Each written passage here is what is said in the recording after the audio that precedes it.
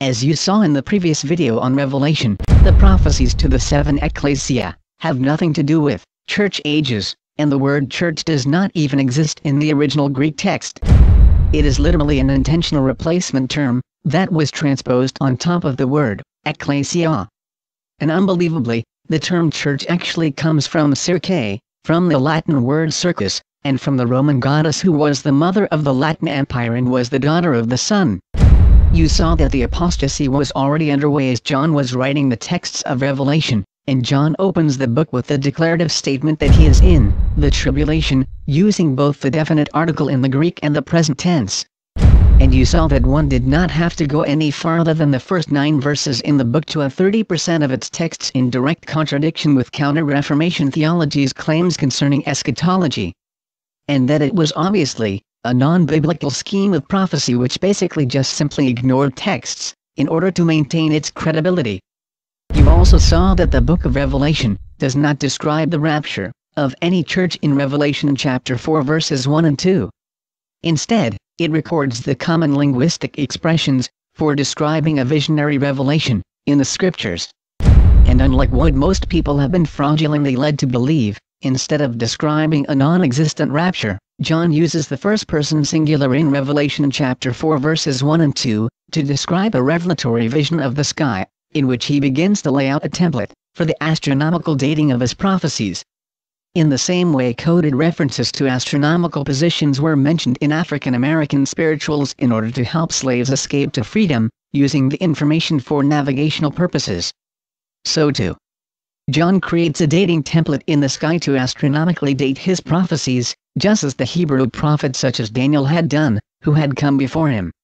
And as you saw in the previous video, Counter-Reformationists actually violate the grammar of the text when they extend the vision John is having to refer to the rapture of the church, because John uses the first-person singular to describe what is happening, and never extends that experience beyond the first-person singular, as he describes what he is seeing.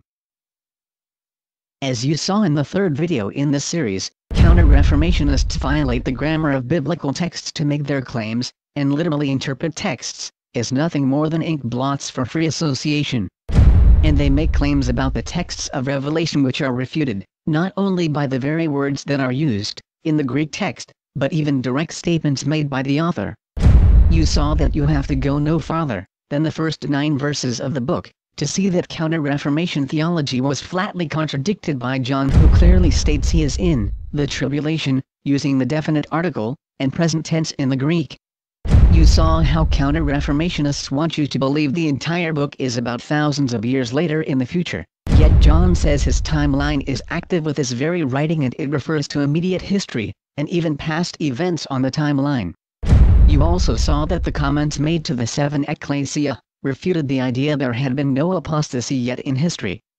As John records an 85% attrition rate at the time of his writing, going so far as to claim some of the very communities among the 7 were already completely spiritually dead, following a false Christ, and had people he had labeled with the very term Antichrists in their very midst, seducing believers away from apostolic truths.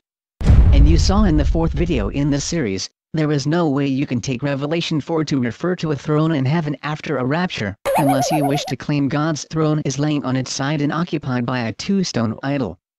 And that his references were precisely where he told his readers to look for them. As you in the sky in the previous video, the reference to the book with 7 seals was actually a reference to John's astronomical dating template for his 7 seals, which began with his reference to the constellation Libra. And you saw that the Lamb in heaven in chapter 5 was John's reference to the annual transit of the sky between Aries and Libra and back to Aries, marking the space of 1 year. Unless you wish to defend the claim that John was describing Christ as a 7-horned, 7-eyed, dead demoniac, along with the throne of God in heaven, as laying on its side and occupied by a 2-stone idol. And you saw that John's astronomical dating template referred to the past, present and future, and that the symbolism of the seals were aimed at something in the past that was being reopened or revisited. And you saw that his astronomical dating template placed the location of the opening of the seals 3 days after the suicide of Nero, and the beginning of the year of the 4 Roman Caesars. and you saw that the symbolism of the four horses in Revelation were a direct historical reference to the Roman circus games which had been infamously promoted by Nero, and his murderous persecution of Jewish Christians. And you saw also, that John's reference to the Roman circus had a direct connection to the coming of the Antichrist, because it was on the very grounds of Nero's circus, that the Vatican itself was built, and standing in the very center of Vatican Square today, is that very same obelisk, that Jewish Christians were chained to and murdered for entertainment, in Nero's circus, that now stands in Vatican Square today. That same obelisk, that stands over an global institution, which bears not the name of the Jewish ecclesia of the New Testament, but the name of church, derived from the Latin word, circus. With an historical etymology, that has no connection to the word ecclesia, and no rational explanation to account for its use in translation. And you saw that the myriads around the throne included three classes of references to stellar entities, and had nothing to do with innumerable throngs of raptured Christians around the throne of God in heaven, as is always claimed by counter-Reformation, rapture propagandists. First, because raptured Christians would not be innumerable even if you included every saint on earth in history, and secondly because the three classes mentioned being around the throne were all references to things John has already openly identified as stars, and thirdly because there is literally no reference to a rapture even in the text. In the previous video, you saw how John astronomically dated his timeline so that his revelations and prophecies could not be manipulated to mean things he was never referring to. And he included the symbol of a seal in his opening revelations precisely because these were events from the past that would give important information about the future, with regard to the coming Antichrist leader of the Nicolaitans, which he had already identified as Antichrists who claimed to be apostolic, and whose leader would come to Ephesus, in 1 John and Revelation chapter 2. You saw that John's timeline began on June 11, 68 AD, 3 days after the suicide of Nero, and referred to the year of the 4 Roman Caesars. He identified the opening of the first seal of the white horse, with Saturn crowning the head of the horse constellation, Sagittarius, during the month of Leo, on July 23, 74 AD. Then you saw that the sign of the red horse was fulfilled, when Mars made its transit from Taurus to the horse constellation, Centaur, which was fulfilled on December 22, 74 AD.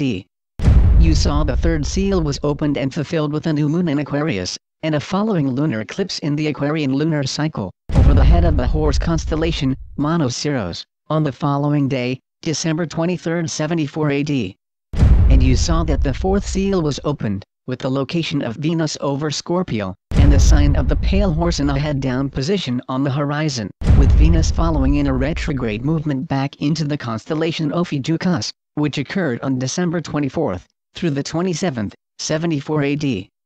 Thus completing the sign of the 4 horsemen, on Christmas of 74 AD. You saw the fifth seal involving a meteor shower in the sky near the Altar constellation, Era, was located on the following April 27th and 30th, 75 AD. You saw that the time conversion value John mentioned afterwards, of a little season, referred to roughly, a little over 4 years, which put the sixth seal in 79 AD. And that the meteor shower mentioned in the sixth seal, was a synchronized triple meteor shower which occurred from August 22 to August 25, 79 AD. And thus completed the astronomical dating for the timeline of the seals, that John was describing. As you saw in the previous video, John used astronomical dating to point to the rise of the Flavian dynasty in Rome and their collaboration with the Nicolaitans, out of the city of Antioch, where Vespasian had staged his invasion of Judea. You saw how John invokes the prophecies in Daniel against the king of Babylon, that they have been weighed in the balances and found wanting. And that, in response to the bloodshed of the military rampages and persecutions of Vespasian and Titus against God's people, their dynasty would be destroyed. And you saw how John prophesied, God avenged the deaths of his saints, in the cataclysmic disaster of Mount Vesuvius, destroying a tetrarchus of the Roman Empire in response to the destruction of the Judean Tetrarchy. In Revelation chapter 7, we see the seventh and final seal of the seal revelations. And in chapter 8 we see the beginning of the trumpet judgments. The seventh seal in chapter 7 is the transition from the seal revelations to the trumpet judgments, and it also transitions John's time frame from the past into the present, and near future. As you have probably noticed by now, John's Book of Revelation could be seen as an original version of our modern movie, Star Wars. It depicts the brutality of the Empire's imperial force against the resistance, and the battles are seen among the stars. You saw in the previous video on Revelation chapter 7, that the four angels standing at the four corners of the land holding back the wind, and the angel rising in the east, were John's astronomical dating and geographical references to Antioch, which at that time was the eastern capital of the Roman Empire, and not only served as the military base for Rome's purges against Messianic Jews, but was also ground zero and home of the Nicolaitan movement itself. You saw how the sealing of the 12 tribes of Israel was actually a time frame, which dated the beginning of the trumpet judgment 33 years after the death of Titus, in completion of the sixth seal judgment, and looked prophetically into the distant future, toward the ultimate fall of the Roman Empire in 476 AD, demonstrating the victory of the martyrs of God over the Roman Empire, which had murdered them. As you saw in the previous video, the 7 trumpets clearly echo the blowing of the trumpets 7 times around the city of Jericho, which was destroyed by an earthquake, in the Old Testament. And likewise, John centers the prophecies of the coming trumpet judgments around the coming of an earthquake in Antioch. And as mentioned earlier, this prophecy contains a dual reference, indicating there is more than one event being suggested. In order to hide this unmistakable association with Jericho, counter-reformationists never bring up Jericho when discussing the blowing of the 7 trumpets. Instead they focus on the coming of an asteroid, which they arbitrarily call Wormwood thousands of years later, despite the fact John refers to this term in the present tense, in 96 AD. Counter-reformationists claim this future unknown asteroid thousands of years away will incinerate and utterly destroy a third of the entire planet, yet also ironically somehow geologically, managing to leave the planet completely intact, and do nothing more than simply pollute some rivers and fountains in its aftermath. 2 claims which are completely contradictory to one another. Counter-reformationists also claim there are no Nicolaitans today, and Revelation is predicting an Antichrist which comes thousands of years away. After all, the Christians on the entire earth spontaneously fly upwards into outer space, having been raptured. However, John's prophecies in their historical context make it clear that he is targeting the base of the Nicolaitan movement working with the Roman government out of the city of Antioch, who John also identifies in his epistles as the movement responsible for bringing in the coming Antichrist. And that the Nicolaitans are intrinsically connected to the Antichrist. Demonstrating that, biblically speaking, if there are no Nicolaitans today, then there is no Antichrist today either. The counter-reformationists cannot have it both ways, since these 2 entities were directly connected to one another, in history, by John. You also saw that John's astronomical dating placed the beginning of the time frame for this prophecy around December 12 to 13, 115 AD, with a tsunami following on December 13, 115 AD. And that the reference to Wormwood had nothing to do with an end-time asteroid impacting the Earth. It was a well-known historical reference to a constellation falling on the horizon, named Almara, while illuminated by a full moon, which is today called Andromeda. So far, we have seen that after you identify the astronomical dating in these texts from Revelation, you have essentially 2 prophecies. The first is the seal judgment on the western half of the empire in the eruption of Mount Vesuvius, and the second is the trumpet judgment on the eastern half of the Roman Empire in the destruction of Antioch, by an earthquake, one with a fire, and the other with a tsunami, both of which occurred. And thus the dual reference, of 115 and 525 AD, was confirmed as real events, in history. In the previous video, you also saw that John's prophecies known as the trumpet judgments, were a prophecy against the home base city, of the Nicolaitan movement. The city of Antioch, Syria. And you saw that this information is known and kept hidden from the public, as a form of esoteric occult knowledge by organizations which endorse a secret, Antichrist monism, such as the Vatican, and the Freemasons. And you saw that the bishops of Antioch, such as Ignatius, were not even qualified to be bishops according to the New Testament. And you saw that in later centuries, it was recorded that the earlier followers of Christ, in Antioch, did not even consider those bishops in Antioch to even be believers. These so-called bishops in Antioch enforced their rule over the people, the same way dictatorships and common street thugs rule both nations and neighborhoods, using murder, genocides, violence, theft, torture, deceit, and every other evil deed one can possibly imagine at their disposal, without the slightest function of a conscience. And despite the shameless demonic behavior by these so-called bishops of Antioch, when the judgment of God fell on them, they attempted to hide the demise of their Nicolaitan leader, under the claim he had been raptured, until his skeletal remains were found in a cauldron of pitch, having had the flesh burned off his bones and his head still intact, shocking the entire city, and humiliating his devotees, along with their fraudulent claims of his rapture. And yet this very identification is the very thing Counter-Reformation rapture theology will literally bend the text over backwards to completely ignore. These locusts gonna be banging at your windows, and it's all you can do to keep them out. They're obviously demon locusts. All this is a part of the plan of God. All this demonic plague that's coming on the earth is God's plan.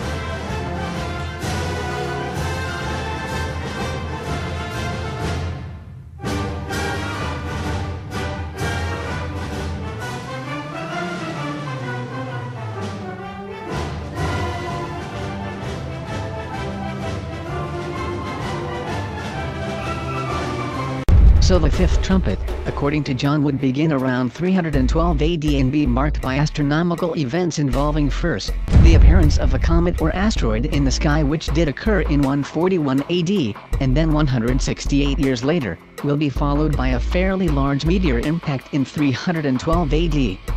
Was there a fairly large meteor impact around 312 AD? Yes, there actually was. It was precisely in 312 AD, and it is directly connected to what John is prophesying in history in this text.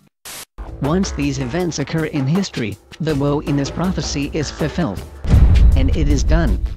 And this completes John's astronomical dating for the first prophecy. To understand Revelation chapter 9, there is some historical background information we need to cover first, and we need to examine some glossary terms. There are 21 verses in this chapter which cover two prophecies. Those prophecies are astronomically dated historically, to the Middle Ages. And the descriptions of those armies are given by John, with some amazing detail. But John expresses those details in descriptions which make use of symbolism, idiomatic expressions and visual metaphors, to describe what he is seeing.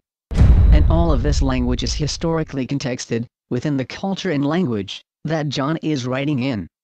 Without any reference to that information, you will end up not having a clue what John is actually talking about, which is precisely where Counter-Reformation ministers end up taking their audiences.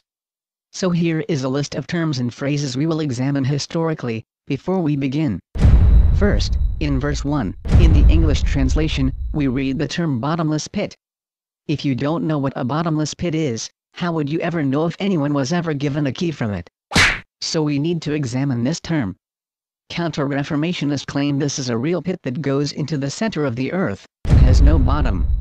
Apparently never realizing or caring that their claim is not only based totally on ignorance about the world, geology and physics, but it is also just a lame cover story, to hide the actual contents of the text.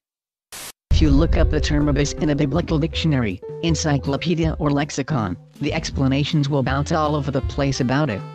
Sometimes the explanations will literally contradict themselves in the very same article attempting to explain it. This legion of demons are begging Christ not to be sent back, and here comes that term, to the abuso. They came from the abuso, and they do not want to be sent back to the abuso. That is the term used in that text in Luke, written to Romans. Abuso. And not accidentally, that is the very same term, also used in Revelation chapter 9 verse 1. The reason you find this term in both of these places, is because they were referring to the very same thing. The only place that term is used outside of the book of Revelation in the entire New Testament is used only when it is addressing a Roman audience in the city of Rome. That is the only place you will find that term used. The ancient Romans thought of a person in the afterlife as traveling on underground rivers, and the physical place they were buried in, the catacombs, would fill up with water during storms, because originally, the catacombs were the underground drainage system for the city of Rome. And these differences in Roman burial practices in the water drainage system, in Roman conceptions of the afterlife traveling on underground rivers, and in the actual watery burial environment itself, uniquely in the city of Rome, is reflected in the New Testament's use of the term, abuso, when addressing a Roman audience about the dead. What we find in both uses in the Gospel of Luke and in the Epistle to the Romans, is clearly a reference, not to a pit without a bottom, but to the very well-known area which was a watery subterranean place of the dead. Obviously, if you have no bottomless pit, then nothing is ever going to come out of a bottomless pit, including zombie-producing locust scorpion men. And obviously, if the reference in Revelation chapter 9 verse 1 is in fact, making a reference to the Roman place of the dead, known in Rome as the catacombs, then that clarifies the intended location of this text, and indirectly its time frame as well. John describes in the language, seeing locusts coming out of the smoke from the abyss. He is describing what he is seeing, not the actual prophecy itself.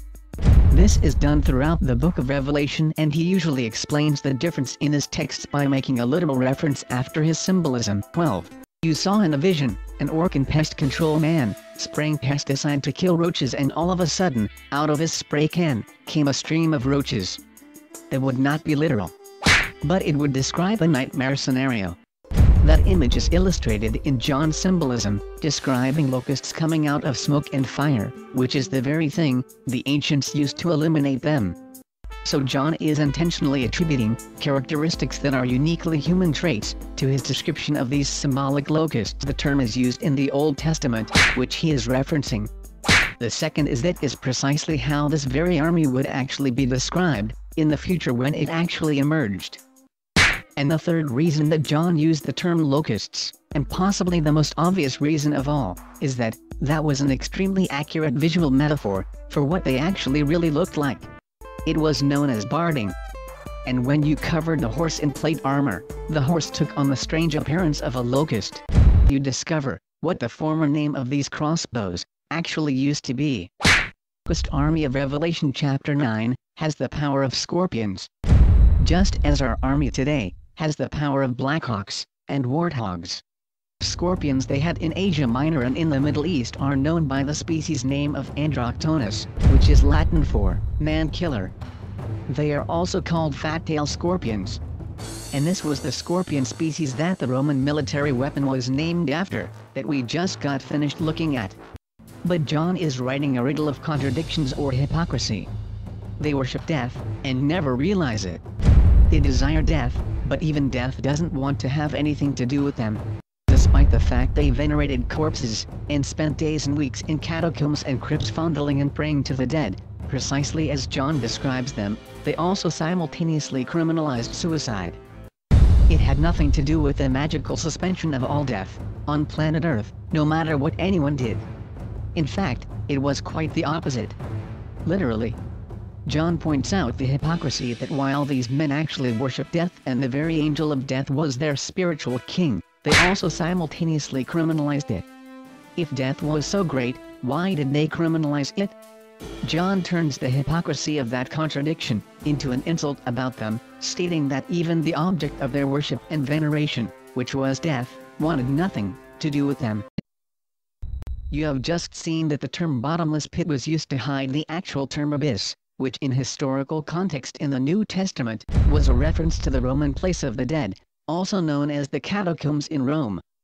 You have seen that the reference to locust was invoking a prophecy against an imperial army from Assyria, and was how the Roman Byzantium army was described in terms of their devastation, and how they really actually physically looked with their barded horses. You have seen the reference to scorpions, was a very famous Roman military weapon, which the Vatican actually began calling by the term crossbow because of its identification in Revelation 9. and you saw that the reference that counter-reformationists take as suspension of death was really an insult by John over how the Roman Byzantines would venerate and worship death on the one hand, but on the other hand, make it illegal. And so we have seen in our examination of the first 3 topics, that a very consistent theme is emerging. These prophecies are talking about Rome.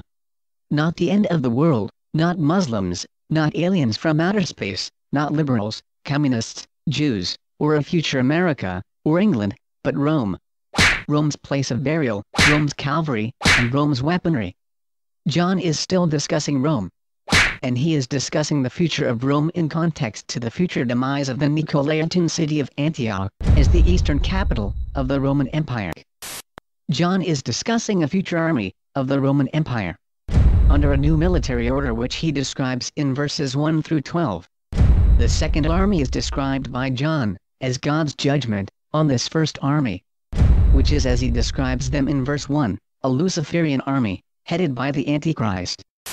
What would motivate a preacher to make a career out of lying to the public about a text in the Bible? You are about to find out in the next section on having Apollyon as their king. As you can see, there is really no way someone professionally trained in biblical studies, or how to study the scriptures, could honestly miss these overtly redundant references to Apollo in this text. Unless they simply wanted to do it on purpose. So just how big is a censorship cover-up concerning this text in Revelation chapter 9? Well, as you can see, it's massive. It's not just a single word or a single verse. It's the entire text of 11 straight verses involving multiple references and allusions and surrounding historical contexts, which are both well known and highly documented. They hide the reference to John's use of the present tense in verse 11 to refer to the time of Domitian, whose sculpture of his genius was clearly and unmistakably Apollo. And they even attempt to hide history about the Roman Caesar Domitian in order to deflect John's references to either Nero or the end of the world. And they hide what the Hebrew word Abaddon really meant as a reference to the fires of Gehenna carried by the sun, which the Gentiles were worshipping in their practices of sun god worship, and which clearly communicated among Jews the idea of their damnation for doing it. In short, they hide the entire text behind bold-faced lies and unashamed appeals to ideas and beliefs from medieval magic, magic bugs, magic pits, magic people who fly through the sky, and magic stories of the living dead, incapable of death, hoping desperately that all this magical misdirection will throw a magical spell of delusion on their intentionally deceived audiences.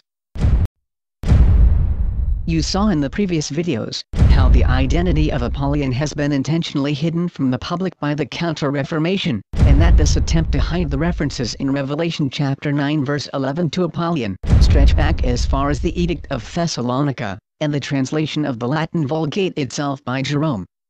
And you saw how John placed the upsilon into his reference to Apollo, to echo the same warning Christ gave his disciples about the broad way of religious commercialism which leads to damnation, and the straight and narrow way, or straight street, which led directly to homes, and symbolized the choice one had to make, to find life with God, and a future in heaven. And you saw how the Roman synthesis chose the broad way, and reinterpreted all the symbolism, exactly reverse of how it was intended to be understood in the New Testament, down to even applying the critical decision symbolized in the upsilon as applying to the sunrise, or the sunset. And you saw how the Masons promoted themselves and their ideology as stemming from the same Byzantium army, which is described as the locust army of the Antichrist, in Revelation chapter 9 verses 1 through 12. And how they carry with them to this day, the same solar cult synthesis of Apollo and Christ, devised under Constantine, centuries ago. So far in our topical study connected to Revelation chapter 9, we have already covered 5 of our 8 topics. And as you have already seen, there is a tremendous amount of disinformation that the Counter-Reformation has used to attempt to bury the historic contents of Revelation chapter 9 under. They have piled more disinformation on top of this one chapter than almost any other chapter in the entire book of Revelation. The reason for that, of course, is that if you do understand what is really written in Revelation chapter 9, you will immediately realize that the vast majority of institutionalized religion in Western society under the name of Christianity is not even really Christian at all. It is actually anti-Christian.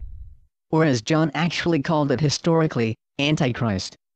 It worships as its definition of Christ, something the New Testament authors were identifying as the worship of Satan, and the great delusion, which would ultimately end in the damnation of its adherents, participants and promoters. Because it was the continued worship of the Roman sun deity Apollo, under the false guise of Christ.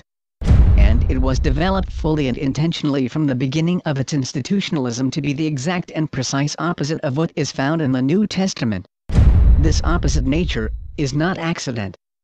Unfortunately, neither are the opposite spiritual consequences that come along with that intentional reversal in the definition of God for people who think they are following Christ.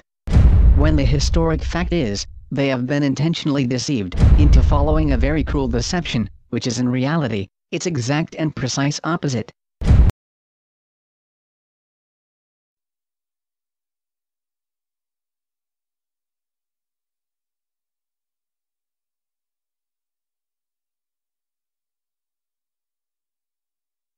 In the previous 6 videos, we have covered 8 topical studies, exposing the intentional distortion and disinformation used by the Counter-Reformation to hide the contents of Revelation chapter 9 with intentional mistranslations, anachronistic transpositions, and jargonized vocabulary words. You saw how vocabulary obfuscations were intentionally employed, such as bottomless pit instead of abyss, or crossbows instead of scorpions, or breastplates instead of plate armor, or lorica segmentata, or 200 million instead of myriads of myriads, or the Old Middle English term brimstone instead of sulfur, etc. On and on the list goes. In video 12, you saw how the phrase bottomless pit was used to hide the actual term used by John, which was abyss, and in historical context, was used as a reference to the catacombs and the Roman conception of the place of the dead. In video 13, you saw how they use the fiction of demonic scorpion bugs, supposedly living in the center of the earth, to hide John's very clear description of the Roman Byzantium army with barded cavalry that looked like locusts, and their most feared military weapon, the scorpion bow. In video 14, you saw how they intentionally distort the English translation of verse 6, to suggest they're demonic bugs which live in the center of the earth, but produce living dead zombies, incapable of death, all the while hiding the fact that it simply references the hypocrisy of the Byzantium army, that criminalized suicide on the one hand, and yet on the other, was worshipping a Roman deity, that was actually the bringer of sudden death, and yet they would never even know it, or realize it.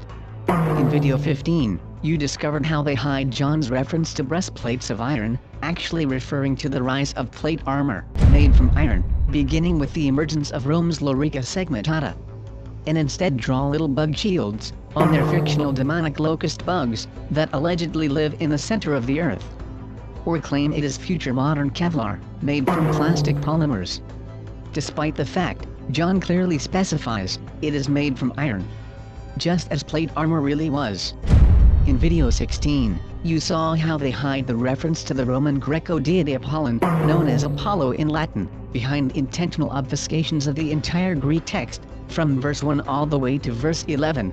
And even went so far as to literally just fabricate, out of thin air, their own Bible verse, and inserted it into the Latin text, to actually hide his identity, in Latin. And in video 17, you saw how they lied about the text in verse 14, and attempted to interpret its meaning, as a reference to Babylonian legends about trapped river demons, from Babylonian sorcery. Despite the fact, the text says neither inside the river, nor that it is referencing demons. You saw how they hide the reference to gunpowder, in verses 17 and 18, by hiding the term, sulfurous, in the original text. And you saw how they hide John's use of Plato's hyperbolic numeric expression, of myriads, behind the unfeasible claim there will be a hyperliteralistic army body count, of an invasion force of 200 million men, when the claim itself is not even feasible logistically, requiring over 186,000 miles of geographic surface space, even if each person is just interpreted as a foot soldier only, instead of what the text actually describes, as a mounted cavalry. You saw in the previous video, the astronomical sign prior to the rise of the Antichrist, prophesied in Revelation chapter 9 verse 1, was fulfilled in Constantine's sign in the heavens as recorded by Eusebius, in what is now believed to have been a meteor in 312 AD. You saw also that the prophecy concerning the key of authority from the abyss was fulfilled in the papacy's false claim. They had the bones of St. Peter in the catacombs, and cited as allegedly proving, Peter gave Rome their key of papal authority. And you saw how John's prophecy, that the well of the abyss would be opened up, was literally fulfilled in history, as the Vatican drained the necropolis to fill its baptismal pools with water from the tombs and crypts within Constantine's new basilica, that the new Roman Catholic converts were being baptized in. And, as the catacombs and tombs were robbed of their bones and carcasses, and spread across the empire, as coveted holy relics, randomly attributed to various saints, based on seizures and mystical revelations, obtained during necromancy sessions. And you saw that John's prophecy that smoke would come out of the well of the abyss, as if from a great furnace, was also literally fulfilled in the Vatican's well of bones, adjacent to its furnace complex, as reported by the Vatican's own doctrine of theology, Luigi Descantis, and in its use of the genocide furnace, throughout the Dark Ages, thus fulfilling John's first 7 prophecies, listed in verses 1 and 2. And you saw how John pointed to the issue of necromancy, to expose the false claim this development had anything to do with, or was in any way serving, God. So far in this video series, we have covered Revelation chapter 1 through 9, in 20 videos. Beginning with video 11, we have focused 9 of those 20 videos on Revelation chapter 9, because there is so much disinformation on this chapter, in popular culture. We have identified John's use of symbolisms from the text and his historical time frame. And you have seen what all the disinformation, spread by counter-reformationists, is actually designed to cover up. You have seen in verse 1, John echoes the Luciferian text found in Isaiah chapter 14 verse 12. And marks the rise of Luciferianism in Western civilization, with a Luciferian potentate, that would come to power in the Roman Empire, and would exalt his throne as equal to the throne of God in heaven. You saw how the text describes him receiving a key of authority from the well of the abyss, meaning the Roman place of the dead, in historical context, the Roman catacombs. You saw how John prophesied he would open up this place of the dead, and that smoke would arise out of it like a great furnace in verse 2. And you saw how the Antichrist would give authority to an army, compared to locusts, in verse 3, in the same way the army of the Roman Empire had authority, identified by their signature weapon, the scorpion. And, we have seen that prophecies 1 through 9, of 24 prophecies, which are astronomically dated to the early Middle Ages, found in verses 1 through 12, have positively been fulfilled in history. As you saw in video 6, the coming of the white horse was connected to the festival of Triton and Apollo. In chapter 9, you saw that John identifies the coming new Roman Empire as simply a second reincarnation of the worship of these two deities, both mentioned by name in the Greek texts. And you saw in video 15, Revelation chapter 9 verse 11, was an unmistakable reference to the Greco-Roman sun deity, Apollon, known as Apollo, in Latin. When we come to Revelation chapter 10 and 11, you are going to see another amazing allusion to December 25th. And as you will soon see, it will completely expose the bogus claim December 25th has anything to do with Christ. In fact, it is quite the opposite. When you get to chapter 10 and 11, and dig into the Greek text behind the English translation, you are going to discover why the Masons, today's Church of England, and the Vatican, can never teach the truth that is written in the book of Revelation. They simply cannot teach it, without indicting themselves. That isn't to say, they do not know it is there. In fact, they do fully know, it is there. And they know it quite well. It is only a secret from the public, they wish to hide the information from. But it is not a secret to those who are hiding it. And as you have seen earlier, there is more than ample evidence that these things are being intentionally hidden, and even censored from the public. From the translation work that intentionally hides certain words and phrases in the Greek, to the tightly controlled teachings about these texts by professional clergy who are held hostage by their paychecks. They have created a very tightly controlled, echo chamber of theological uniformity. The historical interpretation of Revelation came under institutional censorship, shortly after President Grant in the United States, largely through the work of the Masons. But in England, the historical interpretation of Revelation became the subject of censorship by the government in the time of Queen Victoria. In the previous video, you saw how the Counter-Reformation hides John's timeline given in Revelation chapter 11 verse 2, and that this timeline would have placed the coming of the two witnesses no later than 134 AD.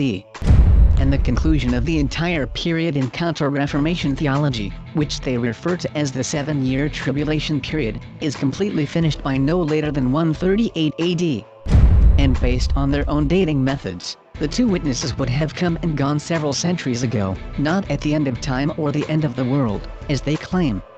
And you saw that the historic method of interpretation produces the date of 1390 AD. Which is the date of 130 AD, when Jerusalem was given to the Gentiles as the city of Aelia Capitolina, plus 1,260 years later. Bringing John's time frame for events at the end of chapter 10 and the coming of the book, and the beginning of chapter 11 and the coming of the two witnesses, to the year 1390 AD. And those are your only two realistic honest options for Revelation 11 verse 2, if you are going to remain consistent with the text. Because there is no gap in John's timeline. You also saw that the phrase, the little book, in verses 2, 8, 9 and 10, actually referred to the Greek term, bibliaridion. And that was a new term introduced by John at the close of the New Testament era, to refer to the earliest forms of what we know today as a book. Not a miniature book, but an actual book. And it was little in comparison to the larger scrolls, which had previously been the normal medium for collecting and preserving writings. The common Bible of today would have been referred to by John as a bibliaridion. That is an important clarification because half of John's prophecy in Revelation 10 is about the coming of a bibliaridion, or what we would call a book today. You saw that the English phrase, that there should be time no more, in verse 6, was caused by the fact that the word chronos was translated as the word time, rather than carried over directly into English, and this created a misstatement of John's text, because he was writing a prophecy against chronos, not against time itself. And as you saw previously, Chronos was known as Saturn, in Latin, and was the real reason for the season, the Saturnalia, which is the historical precursor to our modern-day Christmas. You saw that the seven thunders in verses 3 and 4, along with the reference to cloudiness and a rainbow in verse 1, were all part of a prophecy about a coming storm flood of biblical proportions, and that the command not to write down what the seven thunders said, was a time conversion instruction to correctly calculate the date of the storm, which gave us the date of 1362 AD. And that the seven sounds that John heard was a prophecy about seven voices, which would be heard during this time in history, prior to the coming of the bibliaridion, or book, in 1390 AD. And you saw that John's description of the rainbow angel in verse 1 was a description of Orion descending to the western horizon at sunset, with Saturn positioned over Orion's head, as a sign in the heavens, in 1355 AD, indicating the coming of a great storm, 7 years later. And you saw that John's astronomically dated time frame from this material in chapter 10 begins in 1355 AD with the appearance of Saturn over Orion on the western horizon. A great flood in 1362 AD, 7 years later. And the coming of the book, in 1390 AD. Synchronized with the appearance of seven voices or people, whose messages would impact history, prior to the coming of the book in 1390 AD. Saw in chapter 10, Counter-Reformationists get so obsessed over receiving special personal mystical revelatory visions, or implying their secret esoteric traditions, are referenced in the seven thunders, they completely miss the very simple fact, chapter 10 verses 1 through 4 was a prophecy about a coming storm. And you will see once again, this very same kind of theological behavior, when it comes to chapter 11. Their favorite text in the whole chapter is verse 5, where it says that if anyone wishes to harm the two witnesses, fire will proceed out of their mouth, and devour their enemies. Which they take as completely and only literal, in every sense. And they are quite sure this is meant completely literal. If they don't understand anything else about Revelation, chapter 11, at all, they know this one thing for sure, literal fire is going to come out of their literal two mouths, and literally devour each of their literal enemies. And that is the one thing they are all absolutely certain about. Everything else may be debatable among them. But this one thing, literal fire, coming out of their literal mouths, is absolutely agreed upon by virtually every one of them. With very rare exception. In the previous video, you saw that posthumous public exposure is no more legal today than cannibalism is in the modern world, for precisely the same medical reasons. You couldn't get two bodies to rot on the streets of Jerusalem for 3 days if you wanted, and tried to stage the event on purpose. You would be arrested. The practice of posthumous public exposure is historically dated, just like the demographics of Jerusalem, given in the text, which are 1. Verse 9, predominantly Gentile, and 2. Verse 13, 70,000 or less, in population. Those are factual observations that require no interpretation, just honesty. Thirdly, if that were not enough, you have a timeline in verse 2 that puts the beginning of these events, a long time ago in history. No matter how you interpret it. The 2 is simply a factual observation. The only two dating options given in John's statement in verse 2 are 134 AD or 1390 AD, both in the past. And in verse 4, John states emphatically that his reference to the 2 witnesses in the following text is symbolical in nature, stating that they are 2 olive trees and 2 candlesticks, standing before God, already, in the present tense, in 95 AD, when he is writing. The historic contexts of those demographic and cultural conditions are beyond mistake, and they rule out the Counter-Reformation's claim that God has appointed 2 religious terrorists, at the end of the world, who will walk through the streets of Jerusalem, burning Muslims and Jews alive on the spot, with their fire-breathing superpowers, uninhibited by law enforcement. You also saw that the 2 witnesses were called, my 2 witnesses, by the rainbow angel in chapter 10, because they witnessed a sworn oath to heaven, that Chronos should be no more. And like the rainbow angel, known as Kisil in Hebrew, the 2 witnesses were John's reference to Mars in retrograde, in the constellation Gemini, which provided astronomical dating for his coming prophecy, in chapter 11. Those who still cling to. You saw in the previous video that Athanasius condemned the original interpretation of Revelation as astronomical dating, in favor of defending the status quo of Constantine's empire, wherein the constellations and planets used by Constantine's new Catholic empire retained the custom of using naming conventions from Greco-Roman paganism, and that the Catholic Church hid this information from the public, while simultaneously using it as a secret source of knowledge. You saw that the interpretation of all John's references to angels or messengers in the book were converted over to referring to pagan Greek nikes. Instead of what he stated in his own words, he was actually referring to, which was astronomical dating, for his prophecies. And you also saw previously that those who have been victimized by the intentionally fraudulent eschatology of Counter-Reformation ministers are in reality stuck with a rapture date before 138 AD because of the timeline that John establishes in verses 2 and 3 of chapter 11.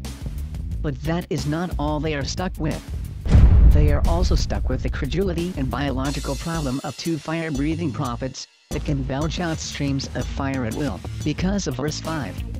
Who are also thousands of years old when they appear, because of verse 4. Who appear on a planet, 1/3 of which has been destroyed by an extinction-level event asteroid, and the remaining 2/3 of which has been bathed in radioactive fallout from a global nuclear war. And yet, all the TV sets and the TV networks, broadcasting on them, are still operating, perfectly fine.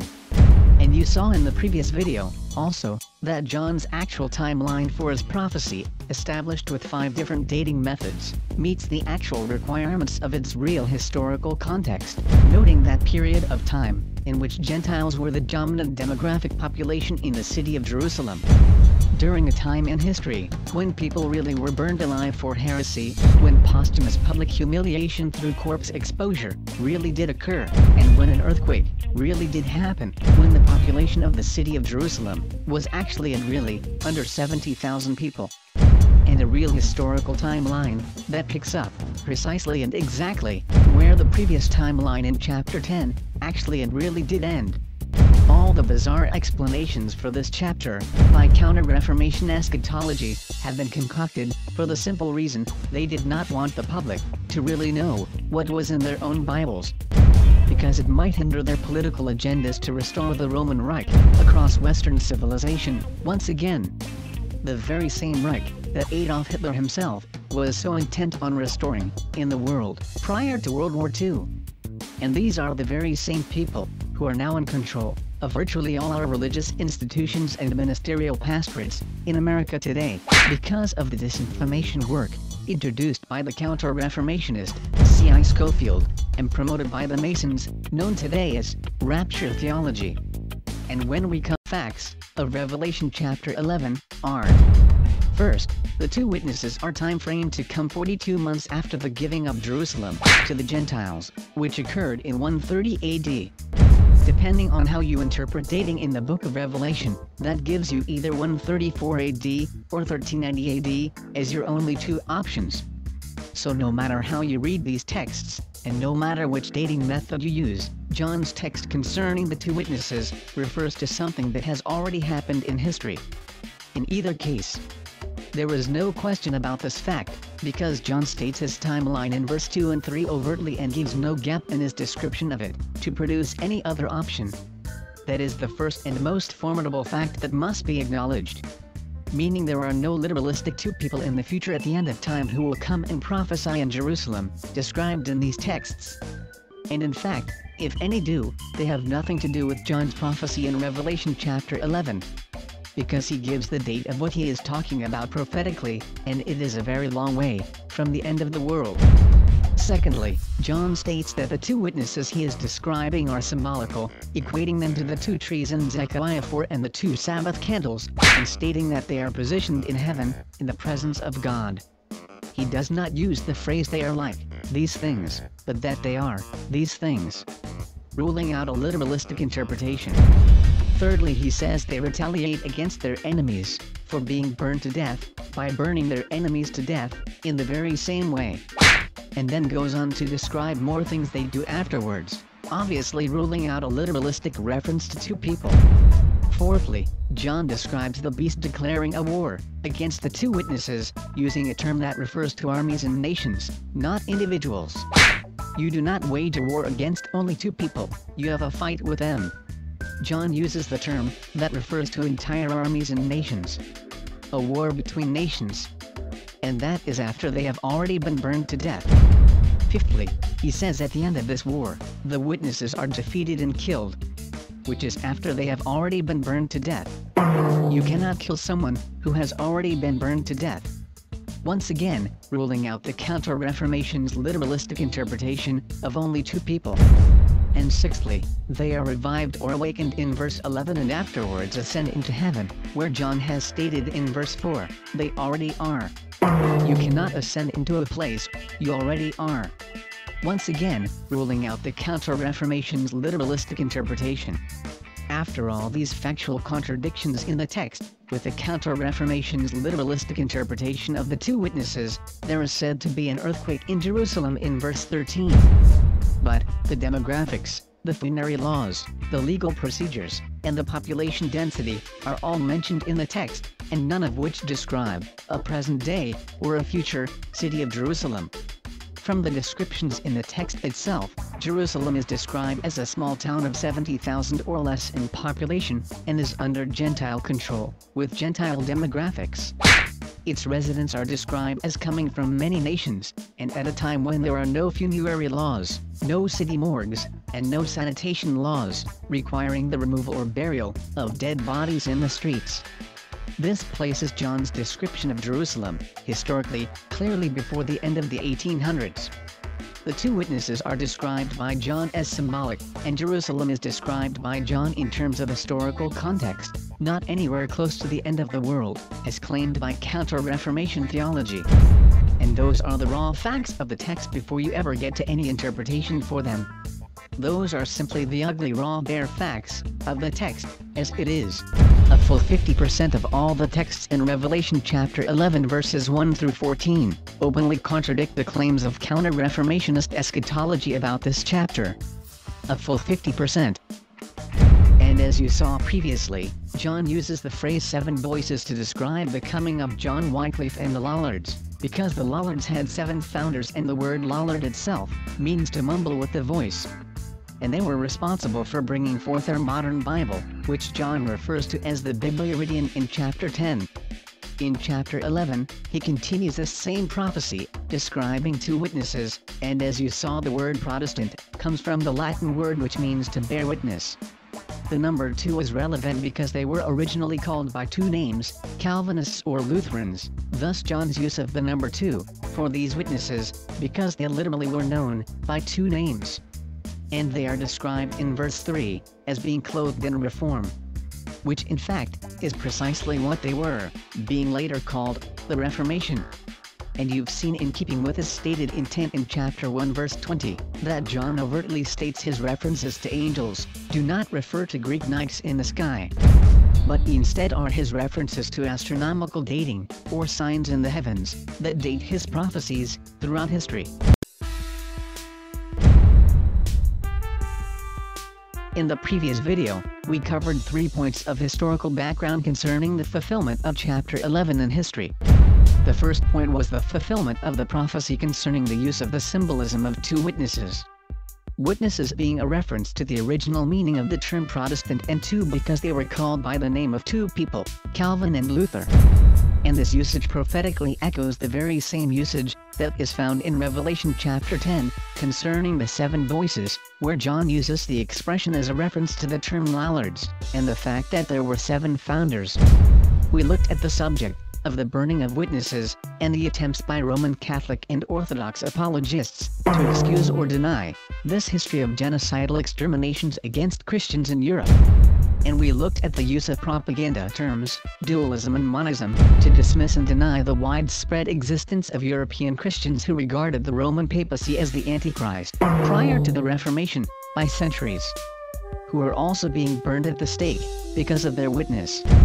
We also examined the historical fulfillment of the first 4 prophecies, that Jerusalem would be under Gentile control during this period of history, beginning in verses 1 and 2 in the year 1390 AD. And as you saw, that occurred as prophesied by John, and Jerusalem was described as having people from every nation under heaven. You saw that the prophecy was fulfilled, and that the Bibliaridion or Bible that John prophesied as coming created a standard of measurement to measure the temple, the sacrifice and the worshippers therein. And you saw how that occurred in history, after the coming of the Wycliffe movement, and the emergence of the modern Bible. You also saw how prophecy number 3, that the witnesses would be empowered, was also fulfilled, in the publication of the Textus Receptus, and the signs in the heavens of Jupiter moving into the constellation Gemini, which occurred to the very month and day of the publication of the Textus Receptus, which empowered the Reformation. And the occurrence of 2 lunar eclipses covering the Earth in the same year. And you saw how prophecy number 4 was fulfilled with the sign of 2 meteor showers in the sky, at the same time as the publication of Luther's work, The Babylonian Captivity of the Church, in which the Roman Pontifex Maximus was publicly identified as the Antichrist prophesied in the book of Revelation. And now we are ready to pick up with the historical fulfillments of these prophecies, in Revelation chapter 11, beginning with verse 5 and prophecy number 5, concerning the burning of the witnesses, and the promise of divine retribution.